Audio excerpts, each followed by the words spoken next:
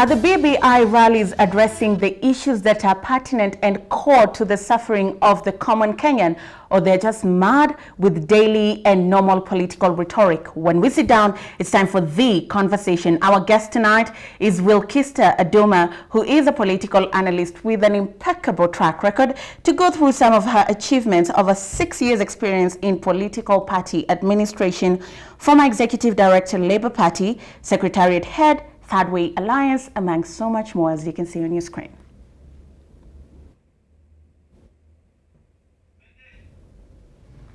Wilkister, thank you for making time.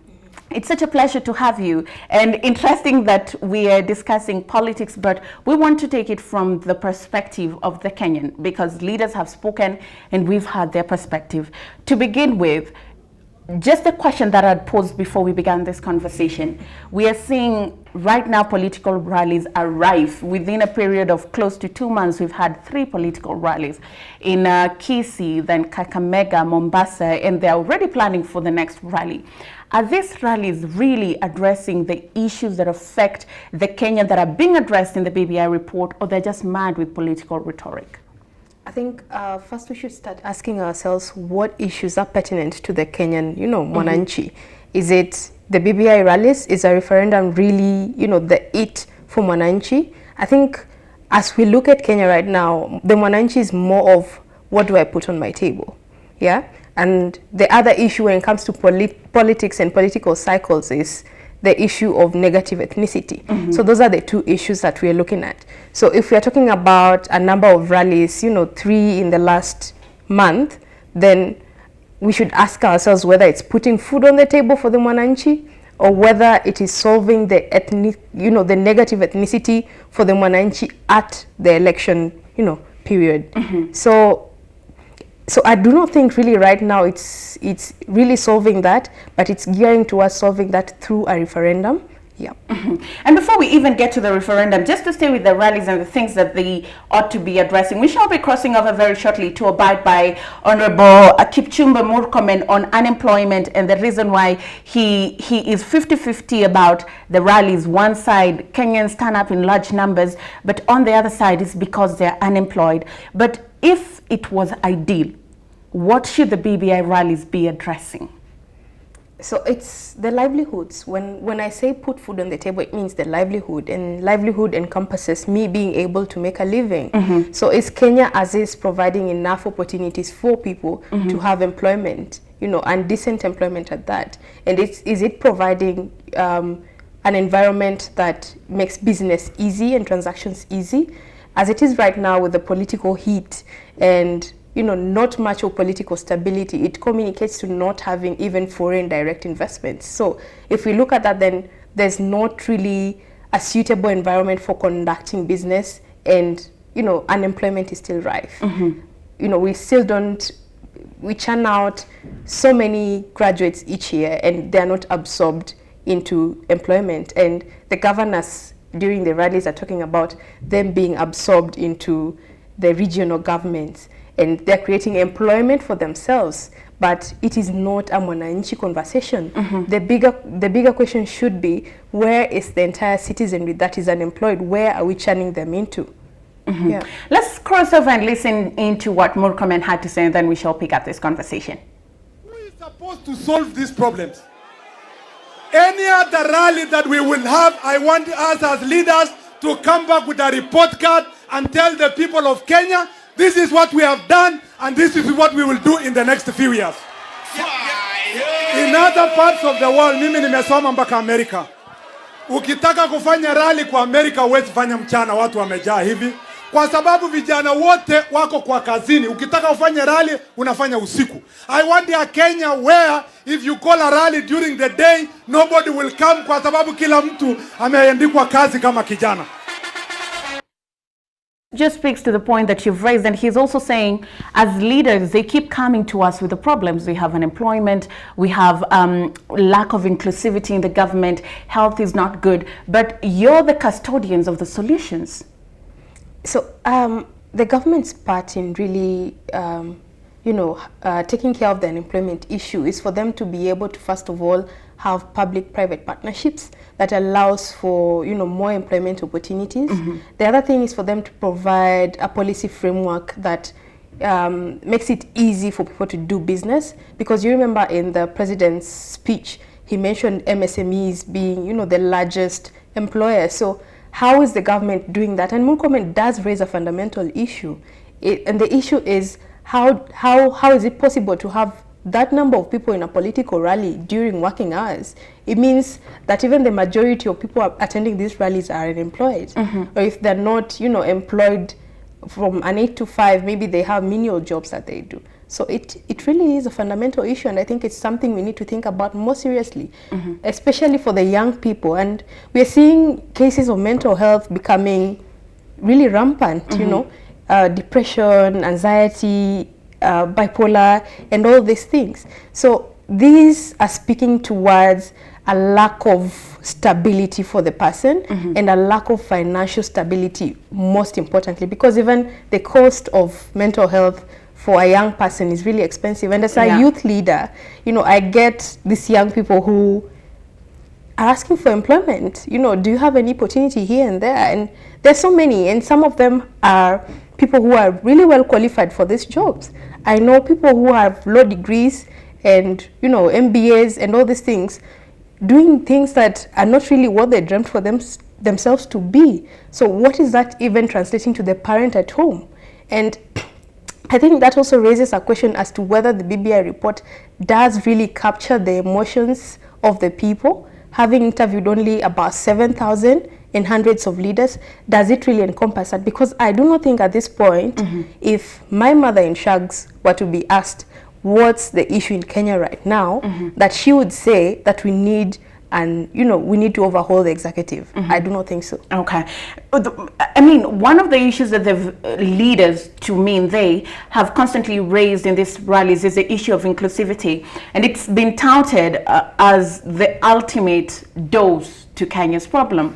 Now, we have all heard of historical injustice, and we've all seen cases of one tribe is more superior than the other when it comes to leadership. And it's been argued that since independence, we can count the number of tribes that have risen to power. And by their own rights, they argue that these tribes have been able to develop and make their way ahead because they have political leadership and political goodwill in place. And shortly we shall be crossing over to abide by Anne Waiguru on inclusivity. But I want to understand, do you think ethnicity has played a big role in drawing some communities back and helping others forge ahead because they have political goodwill and political leaders from the areas? By all means, yes. If we look at Kenya's political organizing, in its core, it is ethno-regional. You look back to the pre-colonial and post-colonial days, it's the Young Kavirondo Association, the Gema. So it really was about how do we organize? And, for us, ethnicity was the low-hanging fruit that we could hold on to in terms of numbers. So that is how we've organized, right from those days. So to say that ethnicity does propel, some leaders to political leadership, it's partly true, because we are looking at numbers and kingpins and all these things. Because for you to even get presidency, you have to appeal to kingpins of regions who head regional groups, and regional groups are tribes. So, it is I think it is something of concern that there are tribes that feel that they've never gotten represented at, the presidential level.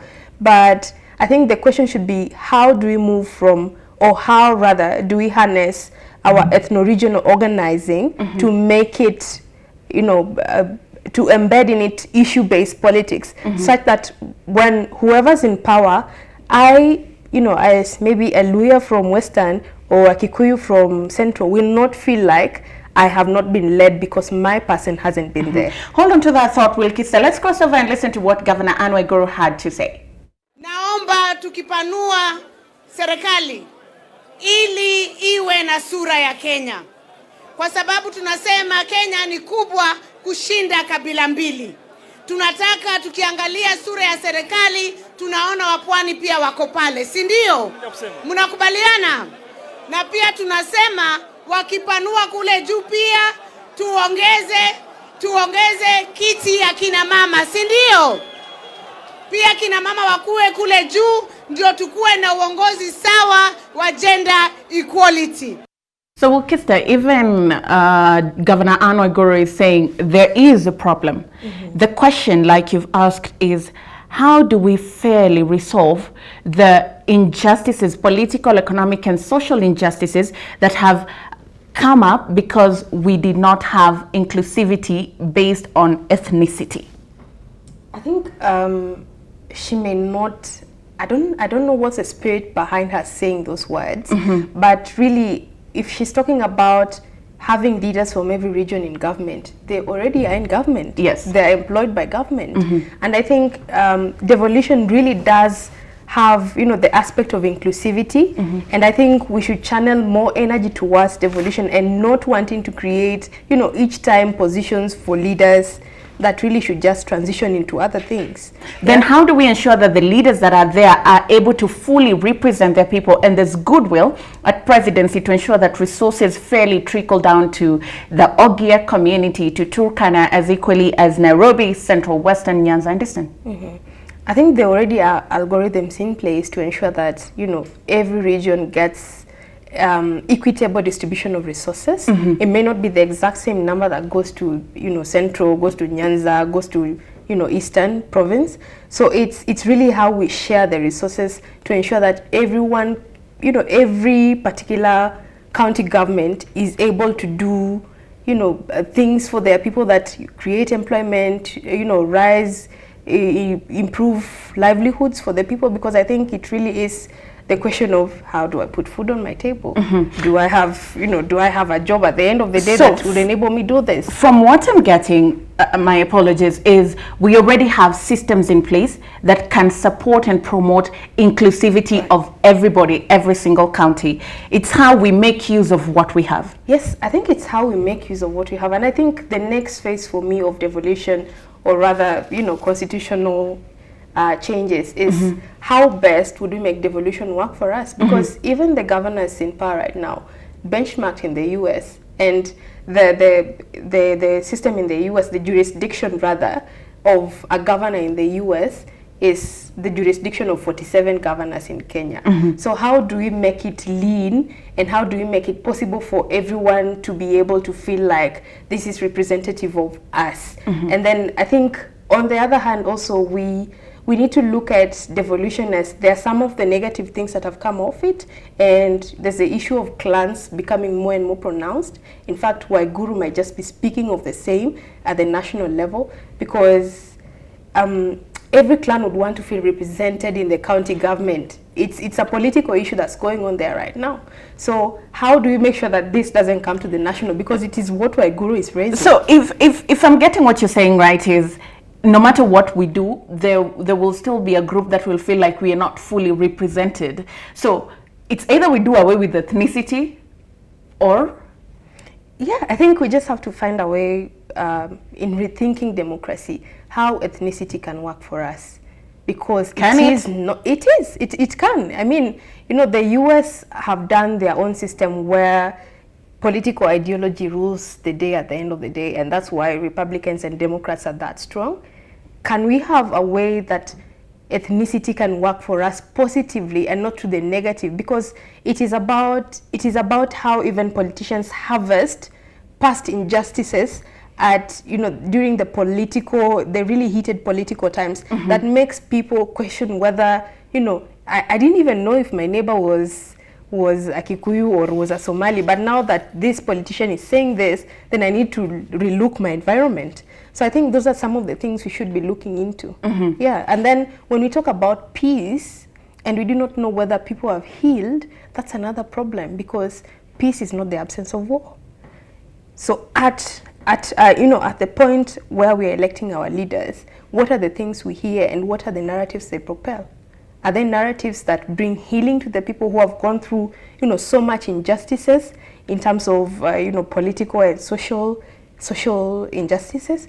Are we propelling narratives that are making people to become cohesive and not divided? But Wilkister, just to throw a spanner in the wheel, in Luo Nyanza, if you go, for example, they will elect Luos who are in office by default. Central the same, Western the same thing, Rift Valley the same thing. If we're arguing the lack of inclusivity case, it's our person that is failing us. But there was a time that the system failed us, but we've been given the mechanism to redeem ourselves. We pick the same leaders, and maybe the same cycle is failing us. So the governors that we have currently, they congregate somewhere. They congregate at the Council of Governors. Okay. So the Council of Governors is really representative of what we have at the county level. So, and the Council of Governors, there's a reporting structure to the national government. And there's a way we can all lobby through the Council of Governors. And by all, I'm saying that because I feel that if my governor represents me there and another person who's, you know, the leader of my governor in that respect, in that space, then I should feel represented already. Yeah, because if we continue with that narrative, then we are going to have, you know, overrepresentation, and we don't know if we can bear the cost of overrepresentation. Great. So my director is just asking me to correct some things and say it's not all but a majority. He's saying in Luo Nyanza, Junet is not a Luo, but he is elected there, Shakil Shabir, but by a large majority, most of the leaders come from those regions. There are some that have come in, and the people have been open-minded enough to embrace them and put them in office. But speaking of new positions, we have been having this conversation about the winner takes it all and the loser doesn't get anything. And now we are talking about introducing new posts. One of them is the Prime Minister, 2 deputies. Governors are also talking about introducing a regional government. We'll be crossing over shortly to abide by more comment on the same. But what are some of the dangers of overrepresentation? I think, first of all, the question should be, just as Mukomen had put it, you know, where we are now, have we done an audit of this is working, this is not working, before we say that this is the new thing that we want? Yes. So, for example, is the representation we have now working for us? You know, is it too much on the mwananchi, so that we have to overtax the mwananchi to be able to collect these monies to put in the pockets of people who are our representatives, and our representatives at that, and are, you know, at the community level, you know, there are so many challenges that people are going through down there. So for you to put a huge amount of money in your pocket and not even in a kitty or a fund that's going back to the people is already problematic. So I think, you know, we should really look into those aspects. Okay, Yeah. let's listen into what Murkomen had to say. Sababu Rais Uhuru Kenyatta na Moses Kuria na Waiguru ambao ni ndugu zetu kutoka hiyo region wamekubali sasa mambo ya Prime Minister. Hakuna kitu itazuia Kenya kuwa na Prime Minister, Deputy Prime Minister na viongozi wote, na lazima twende referendum ndio Wakenya wajipatie viongozi ambao wanataka kuwaunganisha pamoja. Asante. Asanteni sana na Mungu awabariki. Asante. Bearing in mind the current political and economic environment, is the idea of a prime minister a viable idea? I think we need to look at what we want the position to do for us. For example, when we had Right Honorable Raila as the Prime Minister then, it did achieve something because we were negotiating to have some peace, and it did achieve some level of peace, although we don't know, you know, how to measure that. So at this particular point, when we're talking about adding a Prime Minister, what are we hoping to achieve with that? Okay. So can we have a balanced scorecard and look at some of the things that we've been able to achieve and some that we've not been able to achieve before we go into creating more positions? But even if we say we want to promote and inclusivity and ensure there's peace, these are just 3 new roles: the role of the Prime Minister and 2 deputies. With a country of over 40 tribes and 1 president, how are we going to ensure we split these 3 roles among these other 30 people? And that's the thing, because you will never at any time have 40 presidents. You will never at any time have 40 deputy presidents or even 40 prime ministers. So it's just about appeasing the leaders. And I think the leaders should just come out, right, and just say, you know, the unemployment thing is even hard on us. Yes. So we are trying to create positions for ourselves, because this thing should be people-driven, you know, and at the center of it all should be common good. Okay. So if we are talking about prime minister positions, is it is it for common good? Yeah, and what's the people, you know, the Kenyan citizenry supposed to gain from that? Yeah. Now, you're a champion of devolution, and I've just heard you speak very passionately about it. And governors are proposing a regional government, third tier, on top of the counties. What does this mean? I think we should look at the structure and whether it's lean enough. Is there an issue with the reporting, the interlink between the county governments and the national government? I think there has been a breakdown somewhere in the communication between the county and the national government, because we've had an issue with disbursement of funds to the county government. So maybe that can help cure that, if it is for common good and if it is going to be something that we want to do, to have a seamless communication, a seamless transition, and a seamless working space for the national and the county government. Is it a people's agenda or it's a leader's agenda? It's a leader's agenda, but you see, the leaders represent the people. That's why you're told to think carefully before you elect your leader. Okay. Because your leader will speak for you at some point. Yeah. And some of these things, it takes the leader's foresight to be able to show the people that this is the way. So at this point, we are pretty much depending on the leaders to show us that this is the way, and that's what we are following. So if the regional governments are what our leaders is showing us, this is the way, then the masses are to follow that this is the way, and they will believe their leaders. Yeah. Blindly? I mean, the citizenry right now, and how we define it is that the Kenyan voter is short-sighted, a lot of short-termism there, and that they are very forgetful. Well, I want us to almost close this conversation. However, the referendum has been a repetitive issue. Since the BBI came in, there were talks about the referendum. They were toned down by a possible parliamentary system. And now that the rallies are on the road, referendum is being drummed up for. We spoke to an economist who sent us a voice note, and this is what they had to say on the possible economic implications of a referendum. Listening. Issue of referendum is actually getting out of control. BBI phase 1 was okay. BBI phase 2 is going to be extremely costly. If you look at the investment environment or the business investment environment, I think that there's a problem. We should really concentrate on being able to attract investments in this part of the world.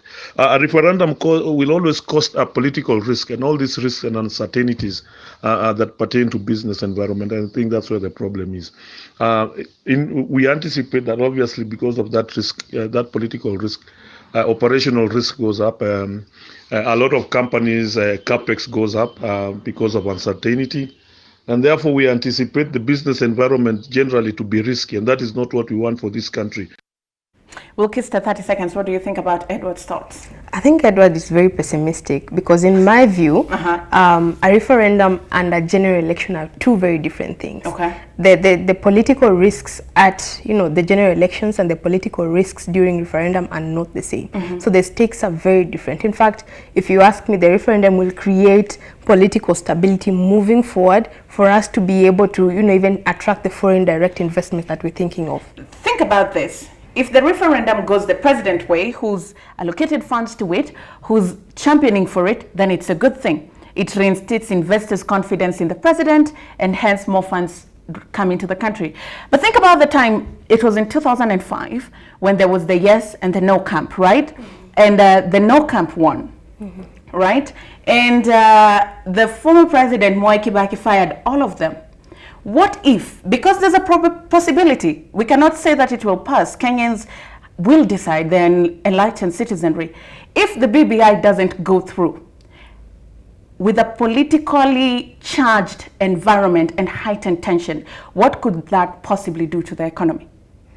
So if I look at it politically and looking at the factions that are supporting and those that are not supporting, the ones that are not in support really do not have they're not really driving, they're not agitated enough as a no camp. The yes camp has the majority of the people. And when you have the majority, you know, the majority of the leaders rather, and when you have the majority of the leaders, then it means you have their people. But it's because the line has not been torn clearly. Those that are against the BBI have not outrightly come to say. But should we decide today there's a referendum, the line will be torn and people will go into full campaign mode without saying, no, we do not support this, out in their camps, holding their rallies. There is talk right now that there will be parallel rallies in the Rift Valley. There were to be parallel rallies in Western. So it just means that maybe those who are opposing are beginning to test the waters. You know, if you remember what happened in Western, there was supposed to be a parallel rally. Yes. But what happened is allegedly the president put a call through and the leaders attended the BBI rally and there was no parallel rally. So what that means is the president's position is still one that has, you know, a lot of power with it, executive also. So I don't think that, you know, it's very easy for anyone to right now come out and outrightly say, I do not support the BBI process. Because we've seen people that have fallen out with, you know, with the new appointments and all. And arguably some of them were Tanga supporters, and Tanga supporters by default fell into the no camp of the BBI. Yes. Yeah. Okay. So this is where we leave it, but we shall be picking up this conversation on the other side. We want to take a short breather. When we come back, my mic goes off and your voice comes on Social Watch.